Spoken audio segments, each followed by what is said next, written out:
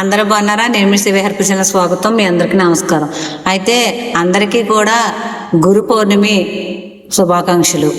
ఈ యొక్క గురు పౌర్ణమి విశిష్టత చెప్పుకుందాం. ఆషాఢ శుద్ధ పౌర్ణమి గురు పౌర్ణమిగా ప్రకటించారు ప్రజ్ఞులు, గురువులు, పెద్దలు. ఎప్పుడో ఆది నుంచి కూడా ఇలా ఉంది. ఎందుకంటే ఆషాఢ శుద్ధ పౌర్ణమి నాడే ఎందుకు పెట్టారు? ఎందుకంటే మా అబ్బాయి పెళ్ళి ఉంది, లేదా మా అమ్మాయి వివాహం ఉంది, లేదా శంకుస్థాపన ఉంది, లేదా గృహప్రవేశం ఉంది అనేటటువంటి ఈ ముహూర్త శుభకార్యాల వల్ల వెళ్ళలేకపోతున్నామే గురు దర్శనం కోసం, గురువు గారి ఆశీర్వాదం కోసం అని బాధపడేటటువంటి శిశు పరంపర కోసం అటువంటి ఇబ్బందులు రాకుండా ఉండేందుకోసం ఈ యొక్క ఆషాఢ శుద్ధ పౌర్ణమి గురు పౌర్ణమిగా ప్రకటించారు.